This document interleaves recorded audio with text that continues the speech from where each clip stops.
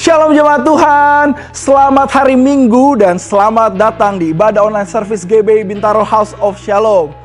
Mari kita persiapkan diri lebih lagi untuk menerima lawatan Tuhan yang dahsyat hari ini. Nah, bagi Bapak Ibu Saudara yang ingin memberikan persembahan, dapat melakukan transfer atau scan QR Code yang tertera pada layar. Di sini. Oke, sebelum kita mulai ibadah, mari kita bersatu dalam doa. Tuhan, terima kasih untuk hari yang Tuhan berikan kepada kami hari ini ya Bapa. Kalau sebentar lagi kami mau mulai ibadah kami hari ini, biarlah Tuhan urapi kami lebih lagi, berikan kami berkat Tuhan lebih lagi, mujizat Tuhan kami percaya akan terjadi dan bahkan saat ini juga sedang terjadi atas setiap kami. Terima kasih Bapa, berkati, urapi lebih lagi ibadah kami hari ini dari awal pertengahan hingga akhirnya. Dalam nama Yesus kami sudah berdoa dan sudah mengucap syukur. Sama-sama kita katakan amin.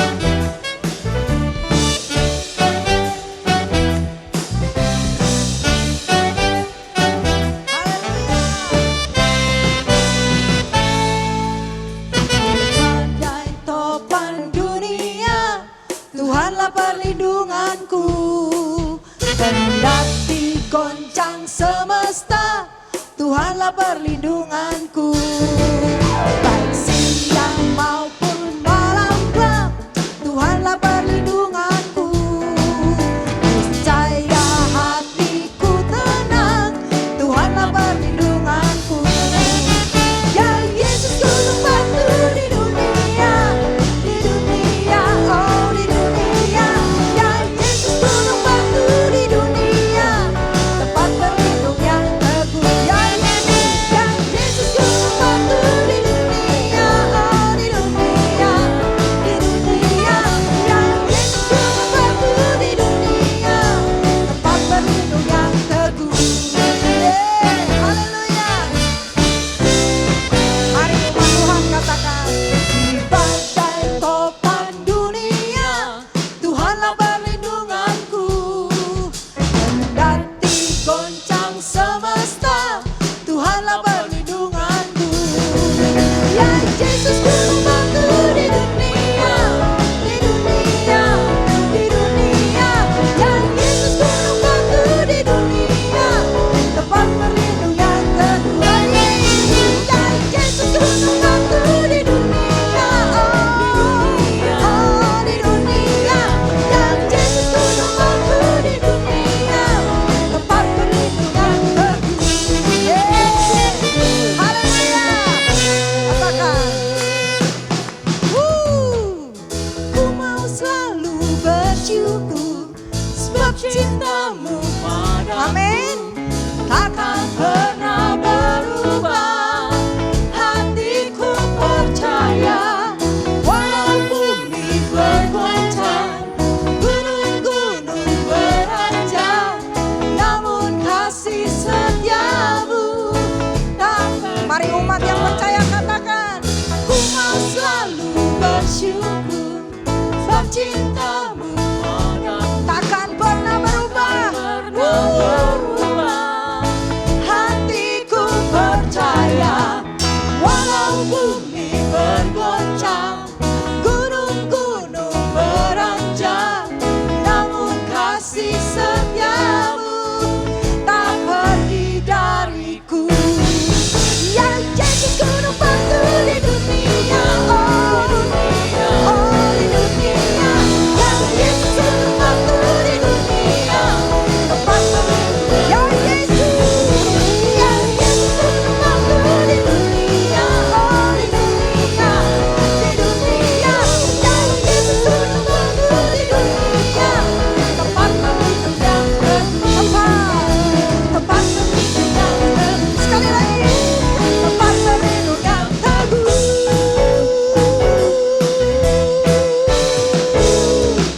Katakan haleluya. Oh haleluya. Horalabasya karalabaya ralabaya. Hiaralabaya naralamasya karalabaya. Kami sembah Engkau Tuhan. Kami puja, kami puji hanya kepadamu Tuhan.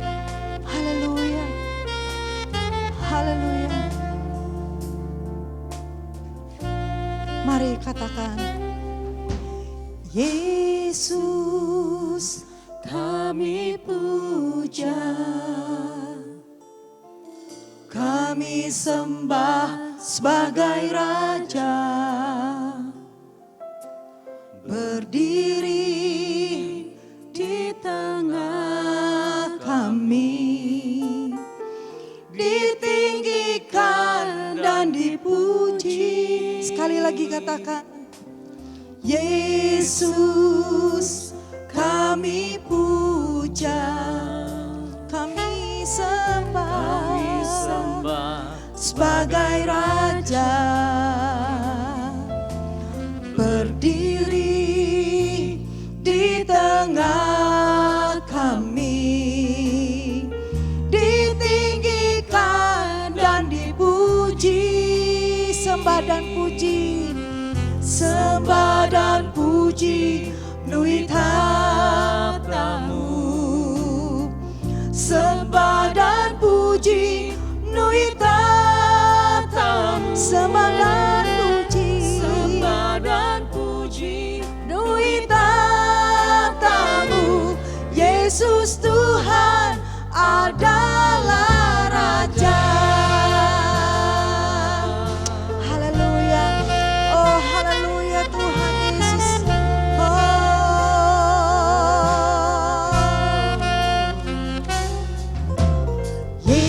Yesus kami puja, kami sembah sebagai Raja,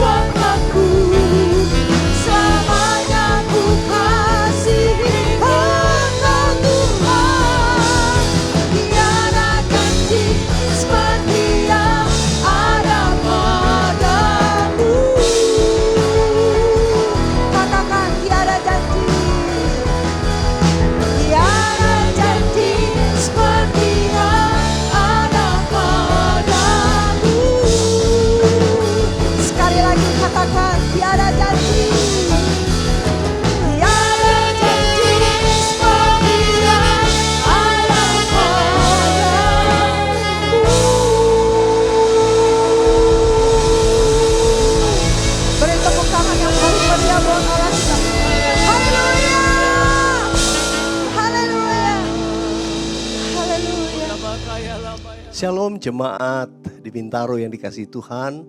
Saya percaya semua saudara melewati bulan-bulan ini. Mungkin banyak pergumulan yang kita hadapi, banyak hal yang kita belum mengerti. Tapi kita tetap percaya kepada Tuhan. Dan kalau hari ini kita masih ibadah online, kita bersyukur. Mari buka hati saudara di tempat saudara berada. Buka hatimu, saya ingin berdoa. Tuhan, terima kasih. Kalau sampai hari ini ada penyertaan Tuhan tetap buat setiap kami. Tuhan, kami mau diberikan telinga seorang murid untuk mendengarkan perkataan firman. Urapi hamba-Mu, urapi setiap umat-Mu di rumah-rumah di tempat mereka berada. Tuhan, urapi, taruh perkataan firman-Mu melalui mulut dan bibir hamba-Mu untuk disampaikan. Berdaulatlah atas setiap kami. Biar firman ini bukan hanya menjadi pengetahuan, tapi kuasa Roh-Mu bekerja sehingga hidup kami akan diubahkan oleh firman-Mu. Terima kasih Tuhan. Dalam nama Tuhan Yesus kami berdoa. Haleluya. Amin. Amin. Nah, saudara dikasih Tuhan, kalau saudara membaca kitab Mazmur, maka saudara seringkali menemukan di tengah-tengah nyanyian sebuah Mazmur itu ada satu kata. Kata ini singkat. Kata itu adalah Selah. Ya, kata Selah. Kata Selah ini seperti sebuah jeda begitu ya. Sebuah jeda dari satu lagu. Kalau sekarang mungkin kita sering familiar dengan istilah interlude ya. Kalau orang musik tahu interlude, jeda untuk pindah dari suatu suasana lagu ke bagian berikutnya dari lagu tersebut. Atau pergantian lagu, ada sebuah Selah. Nah, mungkin banyak kita yang bertanya, Pak, Selah ini apa? Nah, kita mau belajar hari ini untuk kita mengerti apa yang Tuhan maksudkan. Bukan cuma tadi pengertian secara teknis Selah, tapi pengertian secara rohani. Nah, karena itu mari saya mengajak kita membaca bersama-sama dari Mazmur pasal yang ketiga. Satu pasal ini kita akan baca bersama-sama, ada 9 ayat dari Mazmur pasal yang ketiga. Mazmur Daud ketika ia lari dari Absalom anaknya. Ya Tuhan, betapa banyaknya lawanku, banyak orang yang bangkit menyerang aku. Banyak orang yang berkata tentang aku, baginya tidak ada pertolongan daripada Allah. Selah. Tetapi Engkau Tuhan adalah perisai yang melindungi aku. Engkaulah kemuliaanku dan yang mengangkat kepalaku. Dengan nyaring aku berseru kepada Tuhan, dan Ia menjawab aku dari gunungnya yang kudus. Selah. Aku membaringkan diri lalu tidur. Aku bangun sebab Tuhan menopang aku. Aku tidak takut kepada puluhan ribu orang yang siap mengepung aku. Bangkitlah Tuhan, tolonglah aku ya Allahku. Ya, Engkau telah memukul rahang semua musuhku dan mematahkan gigi orang-orang fasik. Dari Tuhan datang pertolongan, berkat-Mu atas umat-Mu. Selah. Saudara dikasih Tuhan, ada 3 kata Selah yang kita baca dalam ayat ini. Perhatikan baik-baik. Dari ayat 1 sampai ayat yang ketiga, Daud itu sedang mengekspresikan atau mengungkapkan keadaannya. Daud itu lagi menyatakan situasi yang dihadapi. Dikatakan orang banyak bilang banyak sekali lawannya. Orang katakan baginya tidak ada pertolongan. Atau kalau bahasa sekarang mungkin dia bilang udah habislah dia. Situasi kayak gini udah habislah dia. Situasi kayak gini, wah habis usaha kamu. Ya selesai deh kamu. Mungkin suara-suara itu terdengar di telinga kita hari-hari ini. Seperti Daud juga mengalami hal yang sama. Orang berkata udah habislah Daud. Anaknya sendiri yang mau hajar dia. Saudara dikasih Tuhan, keadaan sangat tidak enak. Statement ungkapan Daud di ayat 1 sampai 3 diakhiri dengan sebuah kata Selah. Perhatikan, Selah seperti sebuah jeda. Dan melalui Selah ini ada satu perubahan. Perhatikan perubahan berikutnya. Apa yang terjadi? Di ayat yang keempat Daud kemudian berkata, tetapi Engkau Tuhan adalah perisai yang melindungi aku. Apa artinya?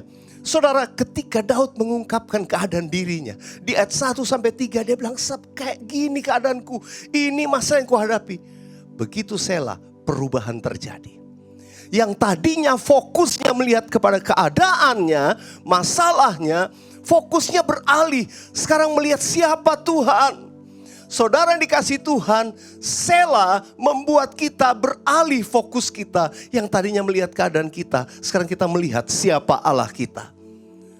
Daud berkata, Tuhan adalah perisaiku yang melindungi aku. Engkaulah kemuliaanku yang mengangkat kepalaku. Gak malu, tegak, berani. Kenapa? Karena Tuhan penolong kita. Saudara yang dikasihi Tuhan, ketika kita masuk dalam sebuah Selah, perubahan terjadi. Yang tadinya fokus kepada dirinya, fokus kepada masalah keadaannya, sekarang berubah, fokus kepada Tuhan. Kita kenal siapa Tuhan Allah kita. Perhatikan ungkapan ini berlanjut.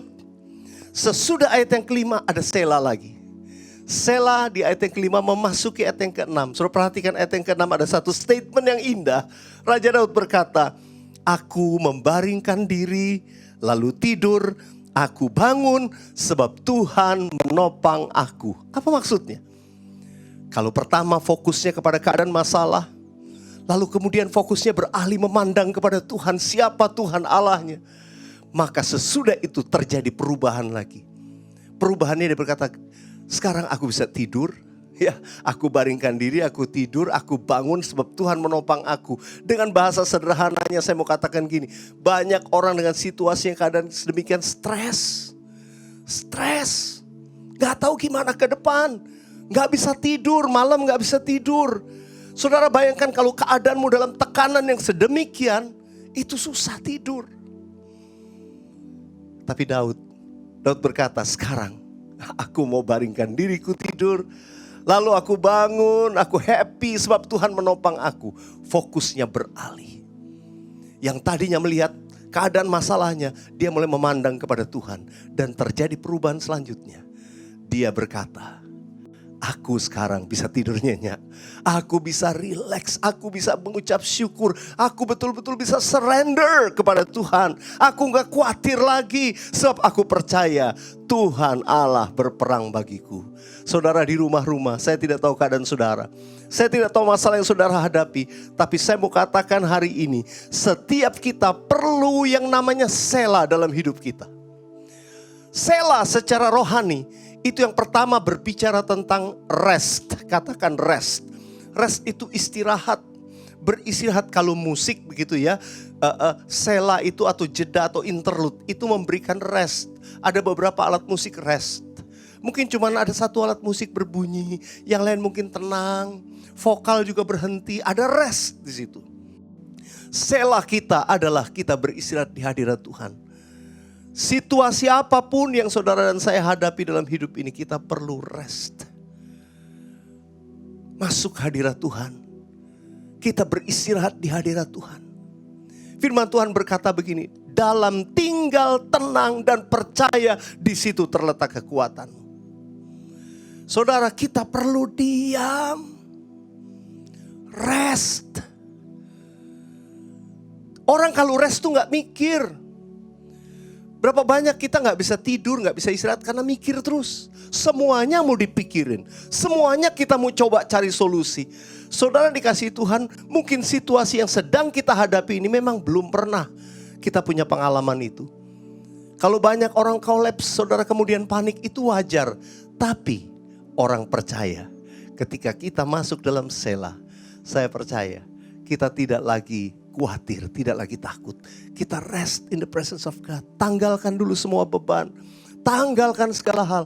Mari datang kepada Tuhan, cuma nyembah, jangan dipikirin. Saudara yang dikasihi Tuhan, apakah Tuhan tidak tahu situasi kita? Kalau saudara dan saya rest di hadirat Tuhan, Dia yang siap mengambil alih segala sesuatu dalam hidup. Saudara dikasih Tuhan, banyak orang kalau suruh rest gak bisa. Karena dia udah panik dengan keadaannya. Saya berdoa, saudara dan saya tidak demikian. Kita memilih Selah. Kita memilih mengambil Selah dalam hidup kita. Apa itu? Beristirahat di hadirat Tuhan. Masuk dalam penyembahan. Saudara mulai berbahasa roh. Dalam kitab Yesaya dikatakan orang-orang yang berbahasa, berlogat ganjil, berbahasa-bahasa yang aneh. Itu menggambarkan bahasa roh. Dikatakan mereka mendapatkan istirahatnya. Karena itu bentuk istirahat yang saudara dan saya lakukan. Banyak menyembah dalam roh. Kalau kepanikan situasi tadi sudah mulai melanda kita, apa yang harus kita lakukan? Sudah mulai tenang, berbahasa roh aja. Bahasa roh itu kan gak usah dipikirin. Saya percaya Tuhan akan rubah fokus kita. Yang tadi melihat keadaan kita, mulai mata kita memandang hanya kepada Tuhan. Dan saudara bisa istirahat dengan tenang. Saudara dikasih Tuhan, yang kedua, arti daripada Selah secara rohani, itu berbicara wait, menantikan. Saudara, sama seperti sebuah orkestra ketika masuk sebuah jeda, mereka menantikan saatnya untuk sesuatu arrangement yang baru akan mereka masuki. Saudara dikasih Tuhan, kita hari-hari sedang menantikan. Saya ingat ayat firman Tuhan dalam Yesaya 40:31. Dikatakan, tetapi orang-orang yang menanti-nantikan Tuhan mendapat kekuatan baru. Mereka seumpama raja wali yang naik terbang dengan kekuatan sayapnya. Mereka berlari dan tidak menjadi lesu. Mereka berjalan dan tidak menjadi lelah. Those who wait upon the Lord. Mereka yang menanti-nantikan Tuhan. Saya suka terjemahan bahasa Indonesia ini. Saudara, coba perhatikan. Bahasa Indonesia tuh menyebutnya menanti-nantikan. Ya. Kalau menanti-nantikan itu lebih daripada menanti, saudara. Kalau kita menanti ya nunggu. Misalnya ada orang bilang, Pak tunggu 1 jam Pak, nanti selesai ya. Oke saya tunggu. Itu menanti dengan sebuah batas waktu yang kita udah tahu. Tapi menanti-nantikan itu gambaran saudara nggak tahu berapa lama ke depan. Mungkin itu situasi kita, memang kita nggak tahu. Tapi kita disuruh menanti-nantikan Tuhan. Berapa lama ya, just wait. Menantikan Dia. Orang yang menantikan biasanya ya, kalau saudara dan saya lagi nunggu sesuatu kan macam-macam ya. Tapi saudara yang dikasih Tuhan, Alkitab mengajarkan kepada kita menanti dengan diam pertolongan Tuhan. Artinya apa? Jangan bersungut-sungut. Kalau menanti itu jangan ngedumel. Menanti jangan bersungut-sungut seperti bangsa Israel. Saudara, ada yang menanti udah gak sabar. Ya, gambaran di Alkitab 5 gadis bijaksana, 5 gadis bodoh. Menunggu gak datang-datang, lalu mereka mulai lakukan hal-hal yang tidak baik. Apa yang terjadi? Tuhan marah. Itu yang namanya menanti-nanti dengan sabar pertolongan Tuhan. Wait. Saudara dikasih Tuhan, ada kuasa yang luar biasa ketika umat Tuhan sanggup menanti-nantikan. Itu saudara akan punya kekuatan rohani lebih kuat. Ketika kita bisa menanti dengan sabar pertolongan Tuhan, menanti dengan diam. Saudara, ada yang bertanya, Pak, gimana saya mengisi waktu yang namanya menanti ini? Baca Alkitab. Saya tuh kalau di airport atau di mana lihat orang asing ya, orang bule biasanya tuh suka baca. Jadi kalau lagi nunggu di ruang tunggu, mereka biasanya baca. Saya lihat ini hal yang bagus sebetulnya. Secara rohani itu juga pelajaran buat kita. Waktu menanti kita ngapain? Baca firman, baca Alkitab, isi itu dengan firman. Menanti-nantikan, kita belum tahu berapa lama. Ya saya baca aja firman Tuhan. Sampai nyata tuntunan Tuhan buat saudara dan saya. Yang percaya katakan amin. Saya mau ajak kita memperkatakan menantikan ini melalui nyanyian ini. Mari kita katakan sama-sama. Ku nantikan janji Allah digenapi dalamku. Ku harapkan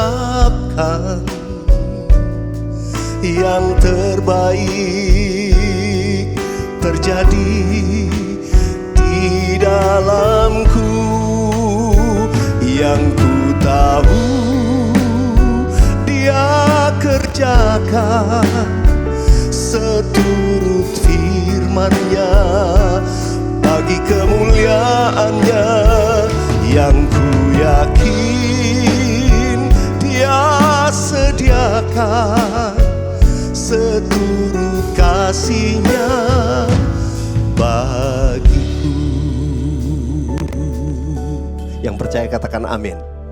Nantikan janji Allah, nantikan dengan sabar. Percaya sesuatu yang luar biasa pasti terjadi. Saudara dikasih Tuhan, dikatakan kita itu sedang masuki masa Selah. Selah juga berbicara tentang sebuah perubahan. Katakan perubahan. Saudara dan saya hari-hari ini sedang disiapkan masuk dalam sebuah perubahan.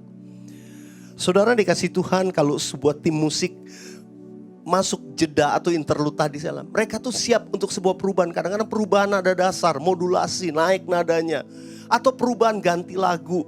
Nah, itu gambaran. Sela juga bicara sebuah perubahan. Saudara mungkin bertanya, Pak, perubahan apa? Dunia hari ini bicara tentang new normal. Sebuah perubahan kebiasaan yang baru. Saudara dikasih Tuhan, tapi itu bagi saya, itu perubahan secara fisik saja.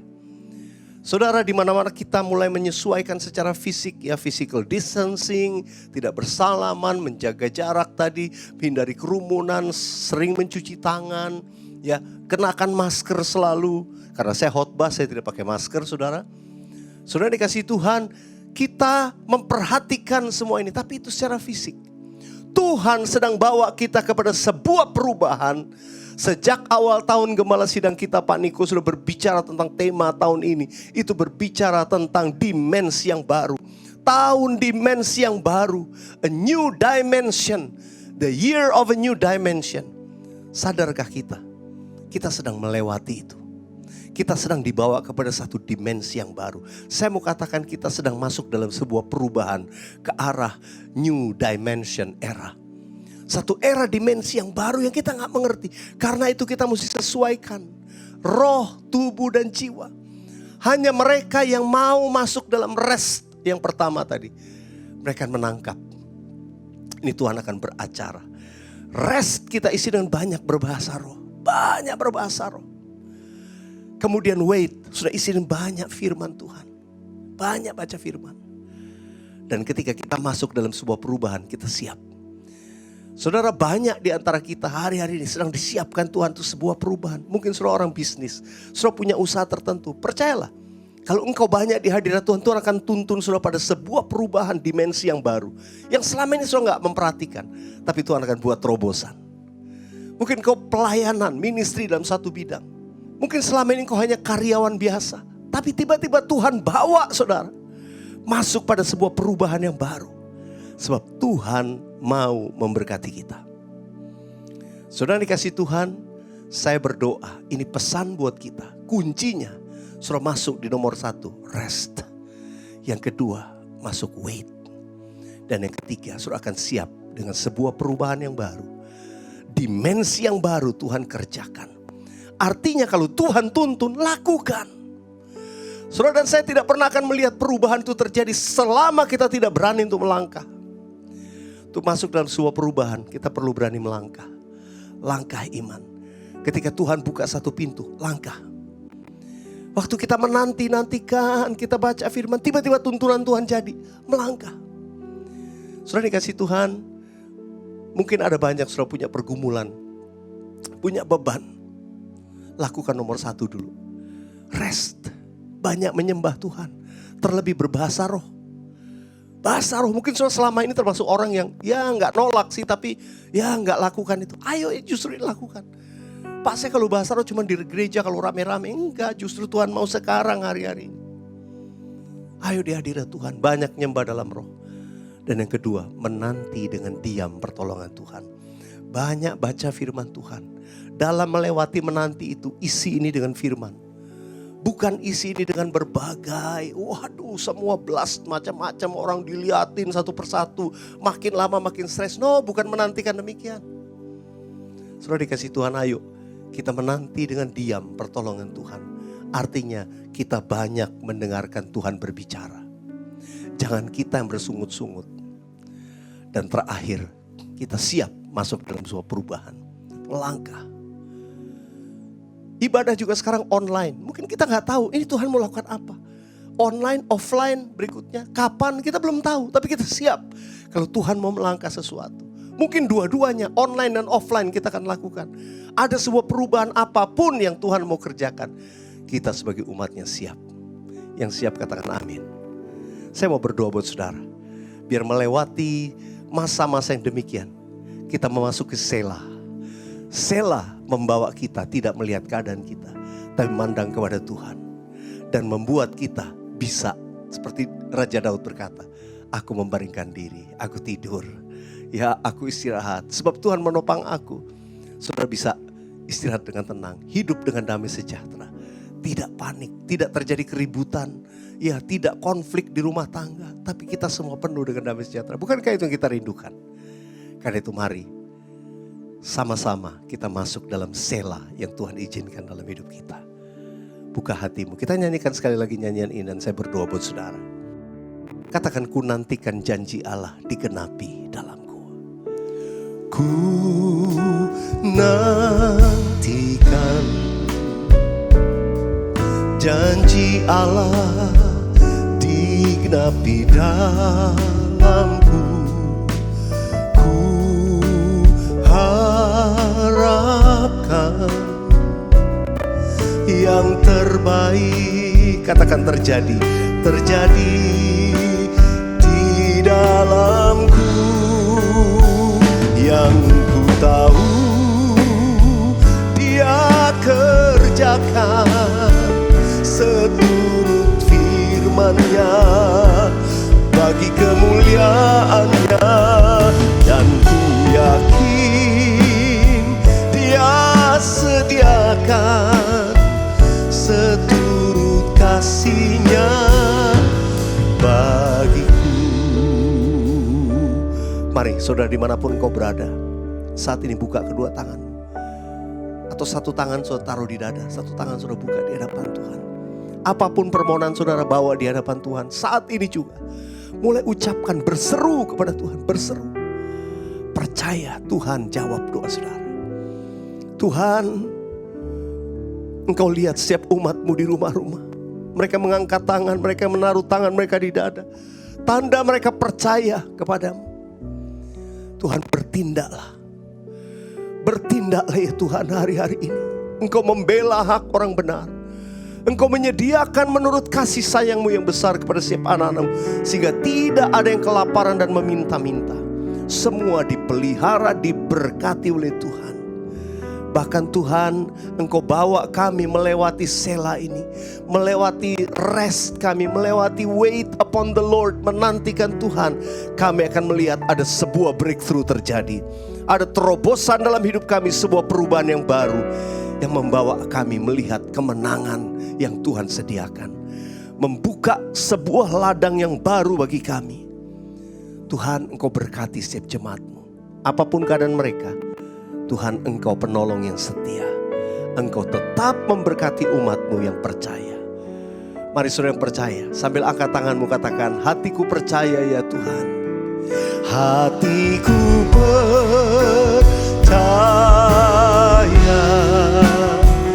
hatiku percaya, hatiku percaya, selalu ku percaya. Mari saudara di rumah-rumah angkat tanganmu, katakan hatiku percaya. Sementara saudara angkat tangan, terus nyanyikan, terus nyanyikan. Perkatakan dengan iman.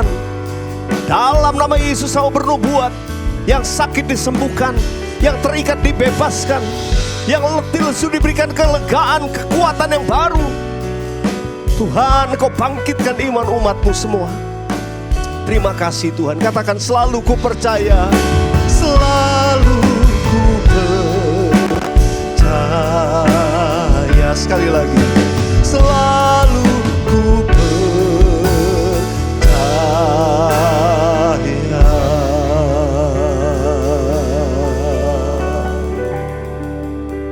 Kami percaya dan kami terima janji Tuhan digenapi dalam hidup kami. Dalam nama Yesus, yang percaya sama-sama katakan amin. Saatnya kita akan memberikan persembahan. Kita akan memberikan persembahan yang terbaik buat Tuhan. Saudara bisa transfer ke nomor rekening atau scan QR code di layar yang tertera.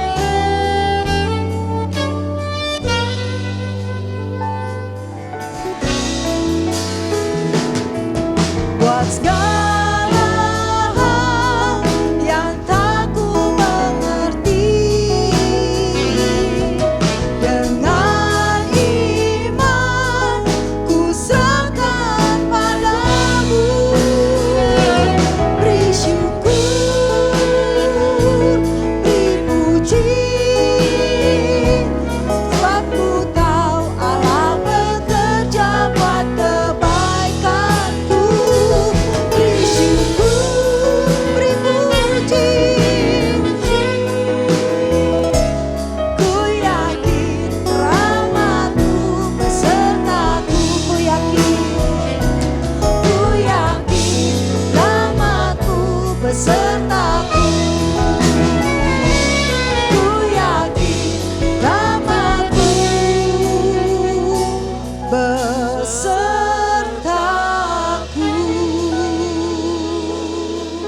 dalam lindungan Allah. Orang yang duduk dalam lindungan yang maha tinggi dan bermalam dalam naungan yang maha kuasa akan berkata kepada Tuhan, tempat perlindunganku dan kubu pertahananku, Allahku yang kupercayai. Sungguh, dialah yang akan melepaskan engkau dari jerat penangkap burung, dari penyakit sampar yang busuk. Dengan kepaknya ia akan melindungi engkau, di bawah sayapnya engkau akan berlindung.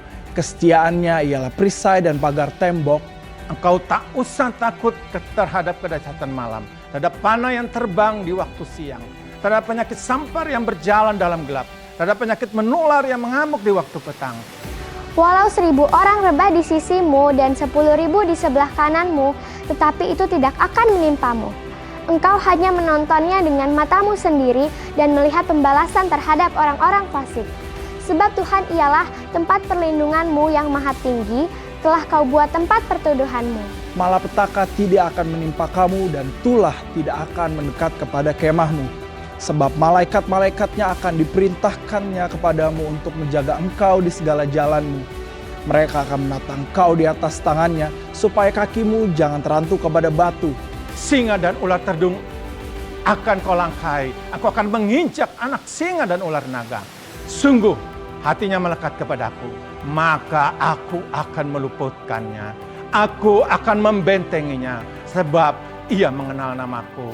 Bila ia berseru kepadaku, aku akan menjawab. Aku akan menyertai dia dalam kesesakan. Aku akan meluputkannya dan memuliakannya. Dengan panjang umur akan kukenyangkan dia, dan akan kuperlihatkan kepadanya keselamatan daripadaku. Mari kita deklarasikan apa yang dimaksud dengan Pentakosta yang ketiga. Yang pertama, Pentakosta ketiga adalah pencurahan Roh Kudus yang dahsyat di zaman now, melebihi yang terjadi di Azusa Street. Yang kedua, Pentakosta ketiga akan mengakibatkan penuaian jiwa yang terbesar dan yang terakhir sebelum Tuhan Yesus datang kembali. Yang ketiga, Pentakosta ketiga akan membangkitkan generasi Yeremia, yaitu anak-anak muda yang dipenuhi Roh Kudus, cinta mati-matian kepada Tuhan Yesus, tidak kompromi terhadap dosa, dan akan bergerak untuk memenangkan jiwa. Yang keempat, Pentakosta ketiga lahir di Indonesia dan bergerak ke bangsa-bangsa. Gerakan ini dari timur ke barat dan akan kembali ke Yerusalem. Yang kelima, Pentakosta ketiga akan memberikan kuasa untuk menyelesaikan amanat agung, dan setelah itu Tuhan Yesus akan datang kembali. Selamat hari Minggu. Saya percaya kasih setia Tuhan selalu baru setiap pagi. Voice of Pentecost kali ini akan membahas mengenai dinamika kesembuhan ilahi. Apakah kamu pernah mengalami sakit dan disembuhkan Tuhan melalui mujizat? Atau malah pernah lihat orang yang sakit dan didoakan tapi nggak sembuh-sembuh? Nah, jadi sebenarnya kesembuhan ilahi itu beneran ada atau enggak sih? Dan apakah pelayanan kesembuhan ilahi masih sesuai dengan kemajuan zaman now? Dalam Alkitab ada ratusan ayat janji Tuhan bagi kesembuhan umatnya. Banyak peristiwa dicatat orang-orang mengalami kesembuhan secara mujizat. Contohnya dalam Perjanjian Lama, Raja Hizkia yang disembuhkan atau Naaman yang disembuhkan dari penyakit kusta, dan masih banyak lagi. Perjanjian Baru juga mencatat ada begitu banyak peristiwa mujizat kesembuhan ilahi, baik melalui pelayanan Tuhan Yesus maupun melalui pelayanan para rasul. Nah, sebagai insan Pentakosta, kita percaya bahwa kesembuhan ilahi terjadi karena pengorbanan Tuhan Yesus di atas kayu salib. Kita percaya bahwa mujizat tetap terjadi sampai sekarang karena Allah masih terus melakukan perbuatannya yang ajaib, yang melampaui kemampuan manusia dan hukum alam. Yang harus kita pahami sebagai insan Pentakosta adalah bahwa pengajaran Injil harus berpusat kepada Yesus yang adalah juru selamat kita, penyembuh yang membaptis dengan Roh Kudus, yang menguduskan kita, dan Raja yang akan datang kembali. Jadi, pelayanan kesembuhan ilahi tidak terpisahkan dalam pemberitaan Injil, karena Tuhan Yesus adalah Sang Penyembuh. Pelayanan kesembuhan ilahi ini bisa melalui doa dari hamba Tuhan, maupun doa pribadi si penderita penyakit itu sendiri. Tempatnya bisa di mana aja. Bisa dari KKR, ibadah onsite, ibadah online, atau bahkan dari rumah loh. Ada dua hal yang akan kita bahas terkait dinamika pelayanan kesembuhan ilahi ini. Yang pertama, apakah semua orang sakit yang didoakan pasti mengalami kesembuhan? Kalau janji Tuhan sih, ya dan amin. Tuhan Yesus sudah mati di kayu salib untuk kesembuhan kita. Terus kok nggak sembuh? Masalahnya bukan ada di janji Tuhannya, tapi ada di faktor yang mungkin ada di dalam diri kita yang harus diselesaikan lebih dulu. Forum Teolog GBI dalam pandangan teologis tentang penyakit memaparkan ada beberapa fakta mengenai penyakit. Yang pertama, ada penyakit akibat dosa kita. Yang kedua, ada hukuman Allah. Yang ketiga, karena perizinan dan kedaulatan Tuhan. Yang keempat, penyakit karena kejahatan iblis. Yang kelima, penyakit karena ulah manusia yang tamak, serakah, korup, dan destruktif. Untuk itulah kita perlu terbuka, mengaku dosa kita, memohon dan berdoa dengan iman. Seperti yang tertulis dalam Yakobus 5 ayat yang ke-14 sampai 16. Pelayanan ini merupakan bagian dari pelayanan yang dilakukan gereja. Tetapi hamba Tuhan dan gereja bukanlah sang penyembuh. Yang menyembuhkan tetap Tuhan Yesus sendiri. Hamba Tuhan dan gereja hanyalah alatnya. Jika seseorang didoakan dan gak sembuh saat itu juga, bukan berarti kita boleh seenaknya bilang, wah kamu gak beriman nih. Atau wah kurang doa ya. Proses kesembuhan ada yang langsung terjadi, yang artinya langsung sembuh setelah didoakan. Namun ada juga yang harus melalui beberapa proses, seperti konseling, atau didoakan beberapa kali baru mengalami kesembuhan. Yang kedua, apakah pelayanan kesembuhan ilahi masih sesuai atau relevan dengan situasi saat ini? Sudah jelas, perintah Tuhan bagi kita sebagai anak Tuhan untuk mendoakan orang sakit tidak pernah dicabut. Justru pelayanan ini berjalan selaras dengan penginjilan. Namun kenyataannya gak mungkin dong kita bikin acara di lapangan bola terus ngumpulin semua orang yang sakit. Atau datang seenaknya ke rumah sakit. Apalagi ke ruang isolasi penderita COVID. Dan mendoakan mereka secara langsung agar mereka mengalami kesembuhan. Kenapa gitu? Karena pemerintah sudah mengeluarkan protokol kesehatan yang begitu ketat. Jika kita melanggar peraturan ini, maka kita sama aja lagi melawan pemerintah. Dalam catatan Christian Evangel, ada satu kejadian pada tahun 1918 sampai 1919, di mana pandemi flu Spanyol menjadi momok mengerikan bagi dunia. Ada sekitar 50 juta orang meninggal akibat pandemi ini. Tetapi yang menarik, insan Pentakosta pada saat itu mengikuti anjuran pemerintah untuk meniadakan pertemuan ibadah dan mengkarantina yang sakit. Mereka tetap tinggal di rumah dan berdoa. Tetapi mereka terus menyatakan bahwa Allah adalah tabib. Sama seperti yang kita lakukan sekarang ini nih. Luar biasanya, dampaknya adalah banyak orang yang lahir baru dan disembuhkan dari sakit penyakit akibat pandemi tersebut. Kesaksian iman mereka kepada Allah dan doa membuat mereka mampu melewati krisis. Keterbatasan pelayanan karena social distancing bukan berarti pelayanan kesembuhan ilahi menjadi tidak relevan atau membuat kita tidak bisa melakukan pelayanan kesembuhan ilahi. Tuhan memberikan ide-ide kreatif melalui sarana yang ada di sekitar kita nih. Misalnya sosial media dan teknologi informasi. Seperti pada zaman rasul-rasul yang secara kreatif menggunakan media perantara dan diurapi Roh Kudus. Seperti sapu tangan atau kain yang pernah dipakai oleh Paulus menyembuhkan segala penyakit dan mengusir roh jahat saat diletakkan di atas orang-orang yang sakit. Jadi, pelayanan itu tidak terbatas dalam pertemuan fisik. Allah juga bisa bekerja melalui ibadah online, melalui panggilan telepon, video call, atau menggunakan media sosial. Berabad-abad yang lalu, pelayanan kesembuhan ilahi telah dilakukan oleh nabi-nabi di Perjanjian Lama, Tuhan Yesus, dan rasul-rasul di Perjanjian Baru. Tidak berhenti sampai di situ. Pelayanan kesembuhan ilahi juga masih relevan dengan zaman now. Secara khusus, di tengah situasi yang sedang dunia hadapi saat ini, gereja harus terus memotivasi dan menggerakkan pengerja dan jemaat untuk melakukan pelayanan kesembuhan ilahi ini dengan mendoakan mereka yang sakit, bahkan dengan memanfaatkan teknologi dan media sosial di tengah keterbatasan akibat social distancing. Pelayanan kesembuhan ilahi merupakan karunia Roh Kudus yang diberikan kepada gerejanya.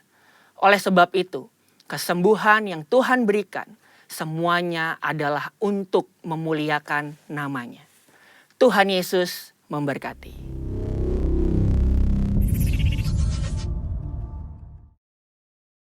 Bapak Ibu, mari kita berdoa. Terima kasih Bapa di surga, kami bersyukur Bapa di hadapan-Mu. Terima kasih buat firman yang kami boleh terima, kami boleh dengar siang hari ini Tuhan. Berkati hamba-Mu Tuhan yang Kau sudah pakai menjadi berkat bagi kami semua. Urapi hamba-Mu Tuhan, sertai terus hamba-Mu Tuhan Yesus. Keluarganya Tuhan, Engkau jagai, lindungi senantiasa. Terima kasih, berkati gembala sidang kami, keempat wakil gembala sidang, gembala kami di host Tuhan. Tuhan berkati mereka semua juga Tuhan. Sertai terus mereka Tuhan Yesus. Untuk boleh memimpin kami gereja-Mu Tuhan Yesus. Kami juga terus berdoa buat bangsa kami, negara kami yang kami kasihi. Terus lawatan-Mu turun atas bangsa kami Tuhan. Penyertaan-Mu turun atas bangsa kami. Kami percaya Tuhan, bangsa kami Tuhan akan keluar dari segala kesulitan ekonomi Tuhan, krisis Tuhan, pandemi akan selesai dalam nama Yesus. Berkati Tuhan Presiden kami Jokowi Tuhan, Wakil Presiden, para pembantunya, urapi dia Tuhan. Biar otoritas wibawa turun atas hamba-Mu. Terima kasih Bapa, berkati jemaat-Mu Tuhan yang sudah memberikan persembahan. Urapi mereka Tuhan, berkati mereka Tuhan Yesus. Terus Engkau sertai, jagai mereka dalam minggu-minggu yang baru ini Bapa. Terima kasih Bapa, kami bersyukur di hadapan-Mu Bapa. Haleluya. Pulanglah dengan berkat Tuhan. Kasih karunia berlimpah-limpah daripada Allah Bapa dalam Anak yang tunggal, Yesus Kristus. Persekutuan yang manis dengan Roh Kudus menyertai saudara sekalian mulai hari ini sampai Tuhan Yesus datang menjemput kita di awan-awan dan bahkan sampai selama-lamanya. Yang percaya bersama-sama katakan, Amin.